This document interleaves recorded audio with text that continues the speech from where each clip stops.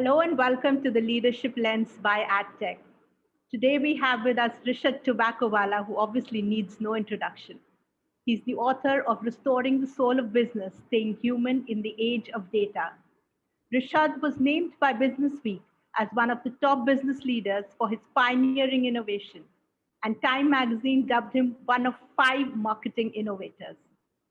Rishad is a senior advisor to the Publicis Group, which is the world's third largest communication firm, serving most recently as its chief growth officer and chief strategist. We had Rishad keynote with us at AdTech Mumbai in 2019, and we're fortunate to start 2021 with another round of conversation with him. Welcome, Rishad. Welcome to Leadership Lens.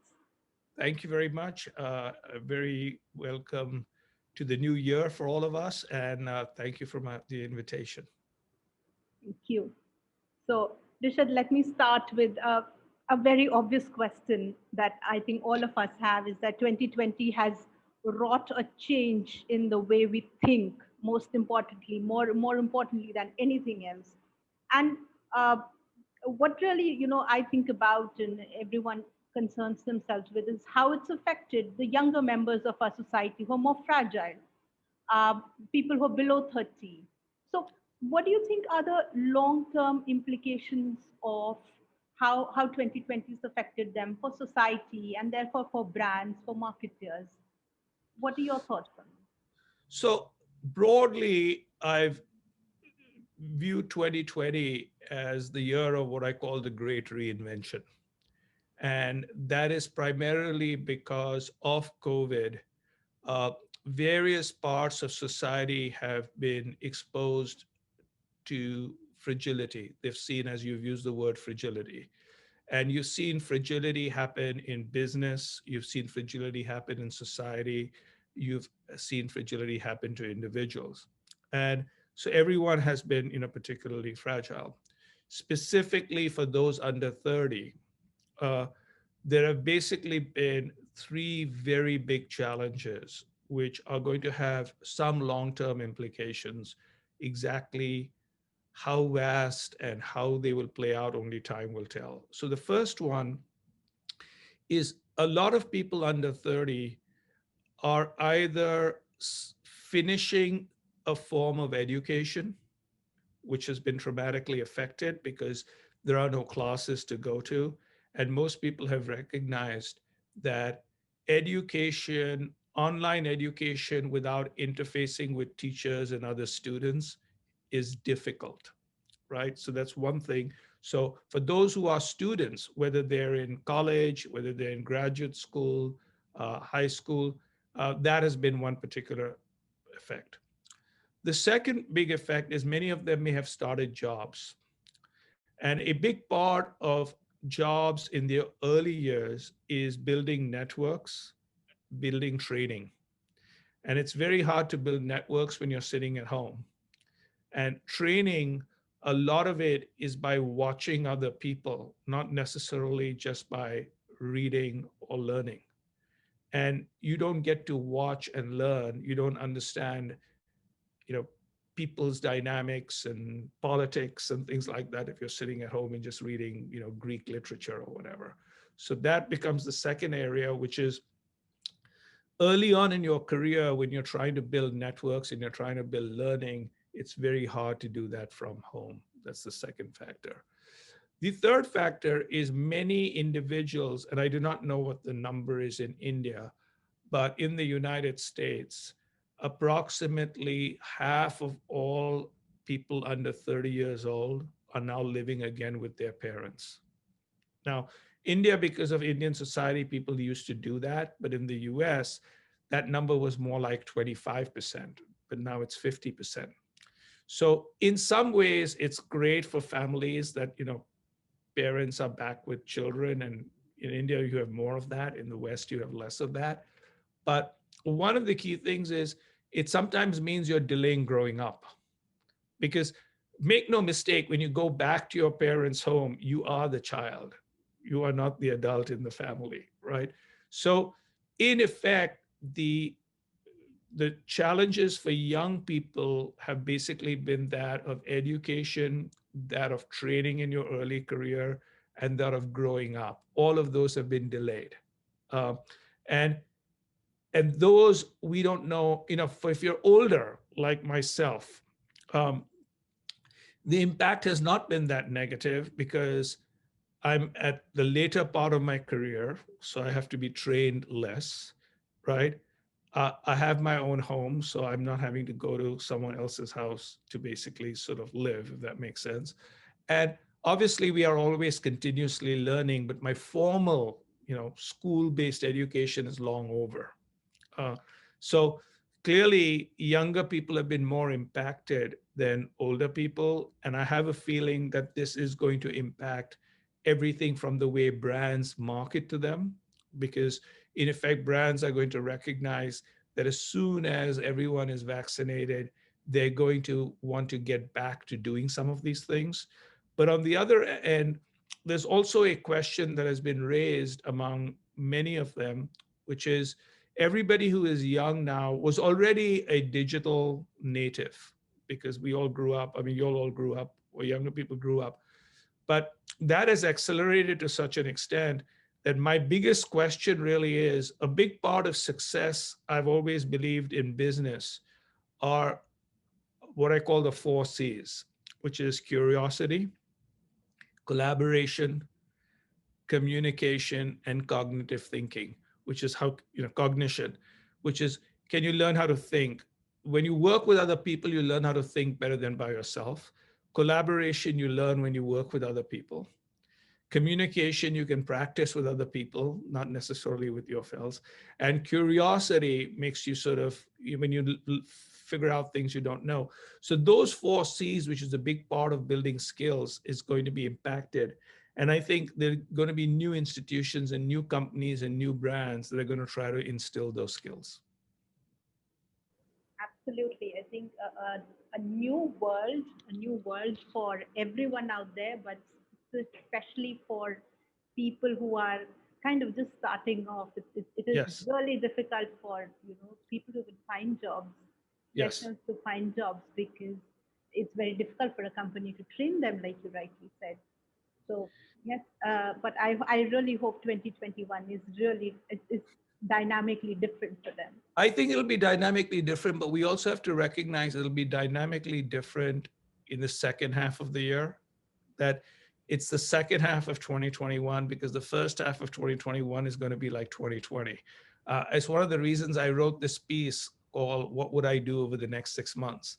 And I've explained to a lot of people, your next 6 months are going to be like your past 6 months. And if you knew 6 months ago that your past 6 months were going to be the way it was, you would have done things differently.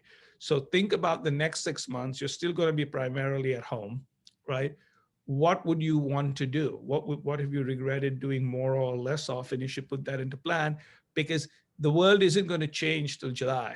Because my sense is that it'll take until then, at the fastest, for many people to get vaccinated. Uh, until enough people get vaccinated, you aren't going to necessarily get back to where you want to be. Now, some people say it may go all the way to 2022, but I'm being a little bit more positive and thinking second half of 2021, there'll be enough action. We're going with the second half of 2021 for sure. Yeah. So, like you said, how it affects brands. So, coming to marketing, the pandemic has really made us all, more than anything else, introspect about how we do things. Yeah. And one significant shift that we saw was a more empathetic marketeer, a more socially aware marketeer. So, we had Nike, we had Tanishq in India, whatever was the feedback on it. But, the marketeer was looking more humane. They were not trying to target me at the right place at the right time, standing outside a burger joint saying, go eat a burger. But, the communication was very, very humane. What are your thoughts on this? How do you see this evolve going I forward? think it's going to remain this way for a long time. So, as I mentioned, in this piece that I wrote called The Great Reinvention, the first phase is fragility, which we've just discussed.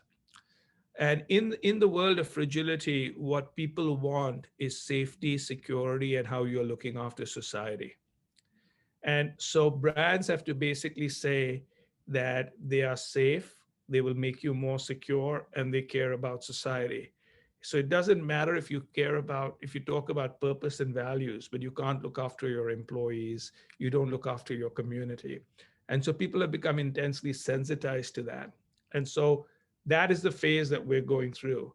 But then as we come out of it this year, later this year, we're also learning how to be more resilient, right? Which is how do we come back?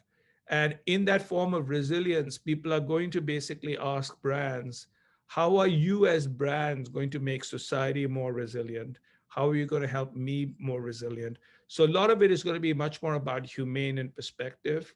Um, and it doesn't mean that people won't care about luxury brands. In fact, luxury sales have gone up all over the world, primarily because people are saving money in other places because they aren't eating out as much, they aren't traveling as much. And the other is this has also brought to people a belief that we are all finite human beings because of the deaths we see around us, because of sickness. So some people are basically saying, why am I going to wait so long to buy a luxury product? Let me do it now, right? But but what tends to basically happen is human beings will always want, to buy into stories, to promote themselves, to identify and badge and signal. Uh, but those identification badges and signals will also increasingly talk about how they look at brands, how brands are helping society, how brands are helping community, right? And how brands are looking after their employees. So, a lot of advice I give to companies is if you aren't looking after your employees, you will get a problem eventually with customers for two reasons. One is if you're talking about purpose and values, but you don't look after your own employees, it's the equivalent of me basically saying, love looking after people, but I don't look after my children. Well, what's that about? Which is number one.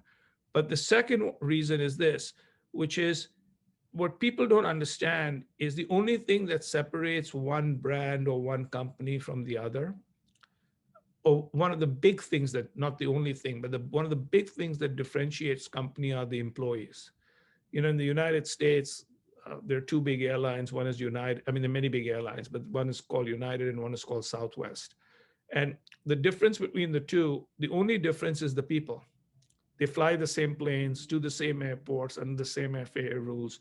One of them has been consistently profitable, has only 2% turnover, and people like flying on it. And the other one, it's like you're flying with the army, going into a war. And the only difference is the people.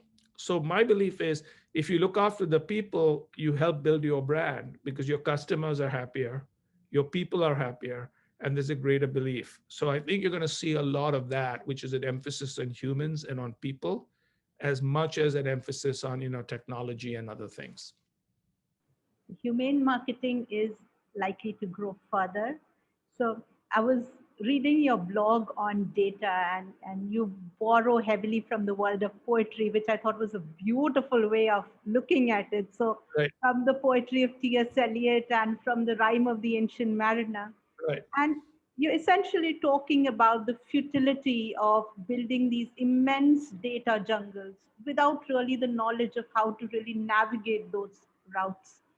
So, what according to you are the biggest missteps that brands or all technology providers are doing when it comes to data collection and data usage? So there are three missteps, and there are then three ways of correcting them. So the first misstep, very broadly, is with the exception of maybe a dozen or 2 dozen companies, this is what is true about data. Data is like electricity, which is you can't operate without it. But tell me which company differentiates itself on the use of electricity, right? Now, when you go from a transition from the steam age to the electric age, you tell people, hey, look, I'm no longer a steam engine company, I'm an electric company. And so people think that's great. But sooner or later, every company becomes electric company. So by saying I use electricity, right, is not the way you differentiate. So To differentiate is because data is like electricity, it's how you use data, not how much you have or where you have it. For most companies, their unique data is not that unique. Now, some people there is, Google, Amazon, certain banks, etc. But otherwise, you can buy that same data. The other one is if you only look at me through the data of the way I interact with your brand, you will only understand me as a consumer of your brand. But that doesn't understand me as a person. If P&G only looked at people through all the lens of their brands, and they've got amazing brands, they don't do this because they're a very smart company. But if they did that, the only thing they would know about me is how I remove dirt, my dirt removal habits, because all of P&G's products remove dirt from my clothes, from my butt, from my teeth, right? Do I define myself with my dirt removal habits? No. So the second big mistake people make, one is they basically believe that they have unique data and data can separate them. I said data is important, but it can't separate you. The second is they think that their unique data because their brand data is the way to understand someone. And my belief is, though that's not true, most people don't want to have a relationship with your brand. Only a brand manager likes having a relationship with their brand. I don't have time to have good relationships with my friends. Why would I have a relationship with someone who values me on my net present value and tries to extract money? Let's be clear, right? I just want my headache to go away, Tylenol. I don't want to have a relationship with you, right? So the other is they over this thing about relationship marketing and management using data or unique data. The third is they forget, and this is the single biggest mistake that most marketers make and businesses and brand make, is that people are not digital. People are not silicon, and people are not data driven, right? People are analog, carbon based, and feeling driven. And we basically choose with our hearts and we use numbers to justify what we just did. And if that wasn't true, then you should not be in marketing, because in effect, most of marketing is to add value in different ways through storytelling and design and other things to get a higher price for what is a simply equally functioning product. So if it was, I tell a marketer who basically says it's all about data, I tell the marketer, sir or madam, I think you should leave your job for two reasons. One is if it's all about data, a machine can do a better job than you can. Why are you here? Second is if it's all about data, let me ask you, what were your last 10 decisions? How many of those were actually data-driven decisions? Well, all of them were. So I said, okay, do you wear a watch? They said, yes. So I said, what watch is it? It'd be, so let's say this is an expensive watch. So I said, that wasn't a data-driven decision, because if you were making a data-driven decision, A, you'd buy the cheapest watch because all the watches tell the time. But more importantly, because you've got a mobile phone, you don't even need the watch. So you did not make a data-driven decision. What car do you have, right? Do you have a car that's more expensive than a Maruti? Why? It makes no sense, right? Why did you have children? What's the ROI on children? On a data-driven perspective. So you don't make decisions on data, and then you basically see the whole world making decisions on data. So those are the three big mistakes that people make. And in order to offset them, I have in my book written a thing called 6 Eyes, and in this particular blog on data, I talked about 6 Eyes and 6 Ps. And the eyes are things like making sure you involve a lot of people looking at the data, because different people can take away different things. Interrogate the data, and those are some of those things. And then when the P's of the data is, in addition to being aware of privacy will be important, etc., is punctuality. Most people data lakes, the lakes are filled with old data which is useless, right? So there's punctuality. A perspective, which is how do you think about data from a human perspective, but also from an overall perspective. So I have a basic belief that data plus humans make amazing marketers. Data plus data makes nothing. Humans without data also sometimes are flying blind. So I'm not anti-data, but just what's what I say, data is like electricity, you can't live without it. But if you want to illuminate your way forward, you need the person too. Absolutely. And I'm going to leave a link of the blog and the articles that I specifically referred to here. Uh, Perfect.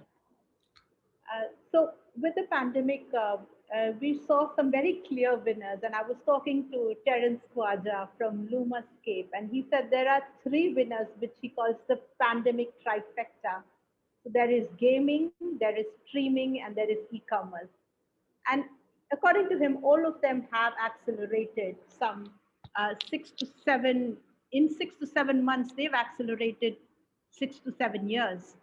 Now, since we're going back to now we have a new vaccine. So in 2020, earlier the conversation was about a new normal, or the new world that we would emerge into. Since we have a vaccine now, and how do you see these sectors really playing out? Do we go back? Do we stick to it? What happens? So I've basically said we're going into a new strange and not a new normal because the world will look very different. So here's what I will say. I believe that e-commerce will continue to grow primarily because many people have utilized it for the first time at scale. So they've now put that into habits. And the other is they've also found that in some particular cases, it's much more better than actually going to a place, right? So I'm not saying people aren't going to go to stores or things like that, but they're going to basically say, like my wife now will basically say, why are we going to the grocery store? Amazon is delivering everything, right? Why would she go back? It doesn't make any sense, right? Um, I myself basically would say, why do I want to go to buy a piece of electronic? And increasingly the other day, just for the fun of it, I went to look at a car. And I did it the old-fashioned way. And by the time it was done, I hated every part of the process. My whole stuff is, why am I going to a place when I can get all the prices everywhere else? Why many of them are now driving the car to me to test drive at home, touchless, right? I can do all the financing online, right? Why is someone taking all the space to put a car in a city when they should be somewhere in the suburbs and they can just drive it in? Uh, so I think you're going to see a massive change. And so the areas that, Terry Kavaja has, who's a very good friend of mine, right, has posted, which is streaming and e-commerce and gaming, I think will continue even further and deeper and broader than they have before. However, what will happen is people will do the following thing. So here are some other expectations. I think travel will return, but business travel will probably be 20 to 30% less than it was at its peak. But personal travel will increase 20 to 30% because people are going to basically want to go and see people, but people are also going to be a lot of people are going to say, life is short. I've lost a couple of years or lost a year and a half. I got to make that up. Similarly, companies, obviously we're going to travel. There are going to be meetings and training, etc. But even myself, I used to travel to places for one meeting. Why would I do that unless it's like a really critical meeting? So I'm not going to travel, but I expect I'll travel 25, 30% less for business, but I expect I'll travel more for personal. So that's one. I think every restaurant will become multi-channel. So the most expensive and the best restaurant in Chicago, they would charge, the whole thing was an experience. It's called Alania, right? And they would charge $180 for a price fixed meal. And if you included wine, it would be like $300 a person. And they basically, over the course of 2 hours, they served you 12 little courses, or 3 hours, they would serve you 18 little courses, like 18 appetizer functions, 5 desserts, 3 appetizers, etc. And the whole idea that it was a beautiful place, fantastic service, wonderfully curated food, each plate looking like a piece of art. Now they basically do takeout and delivery. I expect that when they go back to the world, they will still offer takeout and delivery.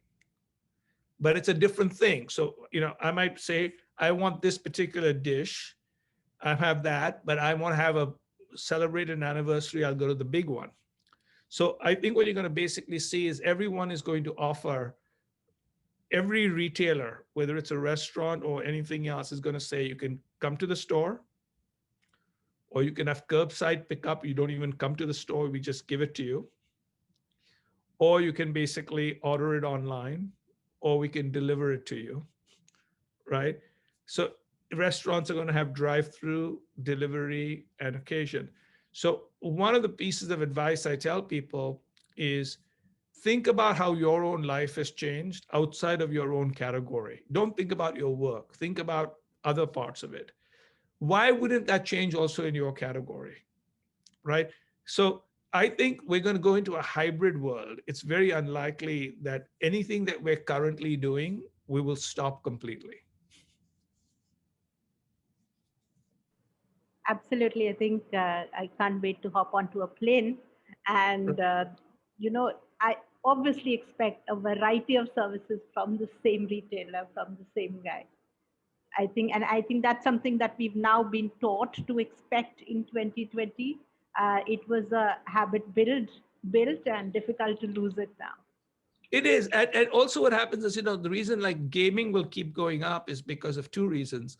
One is gaming will grow because 5G will be coming on. So you'll have even better gaming, over the air. Streaming will grow because more and more of the great content is on streaming. It isn't people aren't going to go to movies, but I have a feeling that almost all the world's best talent anyway was starting to move into streaming channels, right? And to a great extent, a television serial, right, like even like Indian Matchmaker and others, were bigger than any particular movie. So what begins to happen is, I've written my newsletter is called "The Future Doesn't Fit in the Containers of the Past." The future of entertainment is not a movie theater anymore. Yes, exactly. And if we have to future gaze a little bit and identify the next big opportunity, what would that be? Where do you think consumers will go next? So they're already on gaming, streaming, and e-commerce, but is there one more place that we can expect to see them moving forward? Yeah, so I sense that in addition to gaming and streaming and e-commerce, I think the big thing that they're going to be looking for is what I basically call is one in the digital electronic world and one in the analog world. So in the analog world, they're going to basically look for experiential places, for experiences and experiential places. So they will pay a premium for amazing experiences, right? They will pay nothing if it's just a moderate experience. They'll just get it online or whatever it is. So I think you're going to basically see, more and more of stores becoming like Apple stores or Nike stores, like in the physical world, and hotels and restaurants are going to get over the top. It's going to be experiential. So that's in the analog world. In the digital world, I think you're going to see a lot more happening because of this combination of AI, 5G, voice, and cloud. We're going to expect godlike power. We're going to talk to things and get answers, right? I don't know when VR or AR, virtual reality or augmented reality, but clearly voice and the cloud, like in an Amazon Echo device or talking with Siri or Google Home, that is going to become a big part of our lives. We're going to talk to people. We're going to control our electronics. We're going to talk to our cars, right? I think that's going to be the big digital interface, that combination of 5G, voice, and AI. Fantastic. I think can't wait to look forward to that. So, on the same line, so another space that we saw emerge, really, really brightly in 2020 and a few years before that as well, was the direct to consumer form of marketing. Brands acting as two-way communicators with their consumer. And this was easier for brands which were like startups, which started digital first, but it's a bandwagon which now we're seeing even the biggest and the most important of legacy brands jump in, from Procter and Gamble to your Nestle to BMW. So when legacy brands go onto this kind of a model, what are the typical challenges that you see they face? And you know, another thing that I've seen with D2C brands is that they seem to prioritize sales over brand building. So Yeah. what's your view on that? So my belief is that the D2C movement as D2C by itself was overhyped and has passed its peak. In the US, many D2C brands ran out of money because what began to happen is it's really, really hard to acquire and keep customers because it's very hard to acquire a customer. Then you have to find a way to keep the customer, but you're spending so much of your money on sales that there's no reason for the customer, without some form of branding. And any successful D2C brand very quickly went analog as well as digital, like Warby Parker and everybody else, right? So my whole stuff is at the same time, the big traditional brands decided also to add D2C functionality. So very much like we were talking about restaurants and retailers, brands are going to also be multi-channel, omni-channel. It's not going to be offline, online, above the line, below the line. It's just going to be omni-channel because their whole stuff is whichever way you want it as a customer. And in some cases, you will want it directly delivered. Some cases, you'll go somewhere else. I think the real challenge is to your point, which is not only storytelling and brand building and understanding that if brands are experiences, you want to make sure that whether it's your user interface inside a store, at a customer service, or online are all well controlled. But the other thing that a lot of reasons why people are starting to do D2C, but a different form of D2C, because a D2C, many of the D2C brands weren't making money for themselves. The only money they were making was for Facebook and Google because all the D2C brands would compete for my attention. So they were basically bidding for my attention on Facebook and Google, and all their margins went there. The bigger D2C brands, which are the bigger customers or the bigger companies, are now trying to develop also direct relationships, right? Because one of the advice I give people is Google and Facebook are sooner or later going to come and disrupt clients. In the US, you've already seen that happening with Google and the travel industry. So the largest advertisers and marketers in the United States on Google happen to be travel brands. Today, the travel brands and Google are in a fight because Google That's has increasingly bought into travel. And today, when you actually there's a site called the Markup, THE, the Markup. They've done a lot of research, and if you in the US type in for travel inside Google, 45% of the time they will send you to their own sites where they sell you the stuff directly. So in effect, what begins to happen is uh, uh, they own the customer, they own the directory, they own the travel signs, they have the brand. So will eventually a brand marketer who only depends on Google and Facebook be nothing but a manufacturer or an Amazon, right? And so part of it is you want to develop a direct to consumer relationship also in a way that you're not completely reliant on Facebook and Google or Amazon. It's not these are bad companies. You can't, they're good companies. You can't operate without them. But make no mistake, if you do not have the optionality to switch between them and to other people, you want a marketer. You're basically nothing but an allocator of money, which anyway the machine could do. So what are you doing? absolutely. So important to be completely independent or join the crowd. Right. No, I think what you need to be is you need to basically, obviously you cannot today market without these platforms, but at the same stage, don't only be on the platforms. Have direct and other relationships, which is one of the reasons I think one of the things you're going to see in the world of marketing, based on whatever the laws are in a country, is many complementary marketers working together, right? Which is a airline and a hotel and a whatever working together, sharing their lists, marketing with each other, because that way they can build This is, they're building relationships. They can build complementary relationships in interesting ways. Because a lot of board level executives are beginning to realize that the real challenges and opportunities with the platforms are not about advertising, it's about business models. Absolutely. So cooperation over competition Yes. is gonna be something we're gonna see. And on similar lines, Rishad, 2020 was again a year where it was very difficult for marketers to get marketing budget from the chief financial officer who said, nothing doing, we're going to save every penny and every dime that we have. And so the kind of work that they did was extremely focused on lower funnel metrics. So a return on ad spend, for example. What is your view on this? How should brands really approach this in the short term and in the long term?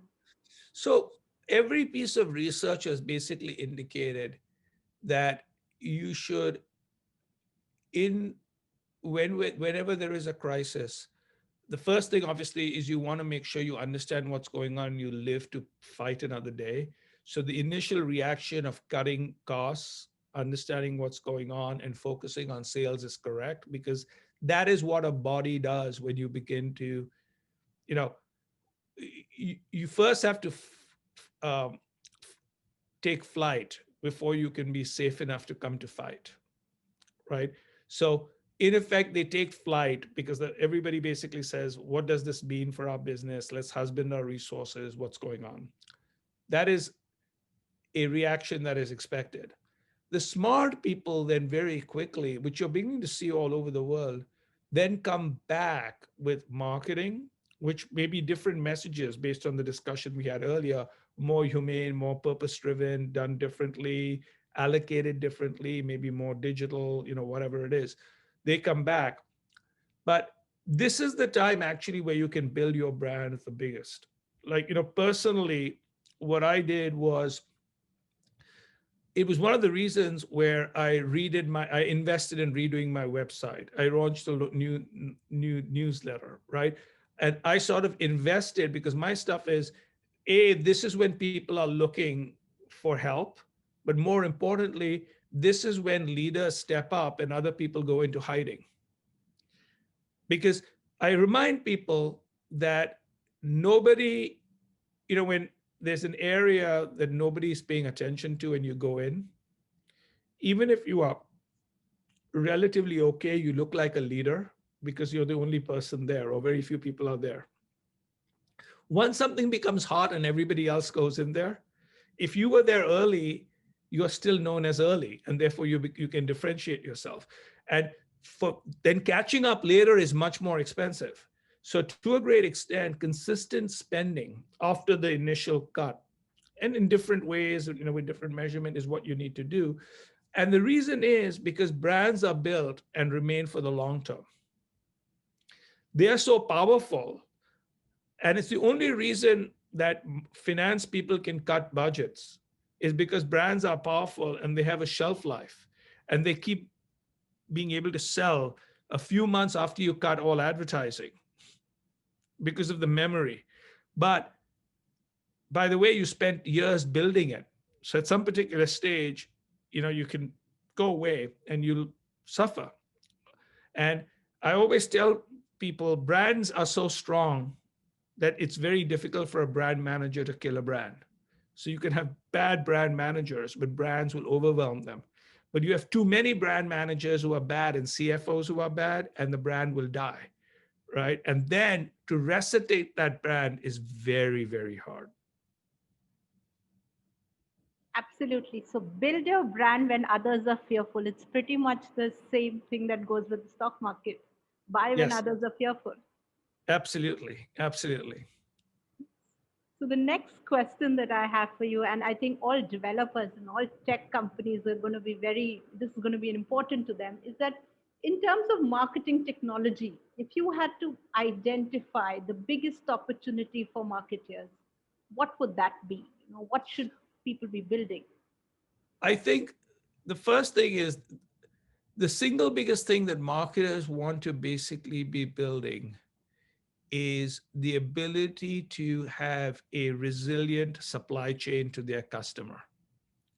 So what has basically happened is because of COVID, people have been very aware of how their supply chains were not so resilient, that choosing the cheapest supply chain sometimes got you into trouble. In the US, Wendy's for a little while in certain regions ran out of meat because they had one supplier. And when you went for like lowest cost supplier, just in time delivery, people said this isn't right. We have to be more resilient. We may have to pay more, but we have to be aware of shocks. I believe that everybody in the technology and marketing space needs to make sure that they have a resilient way to get to their customer. They're not only dependent on a particular platform. So the first thing, which is very important, and even though it's not sexy, is direct email. So email marketing. Okay.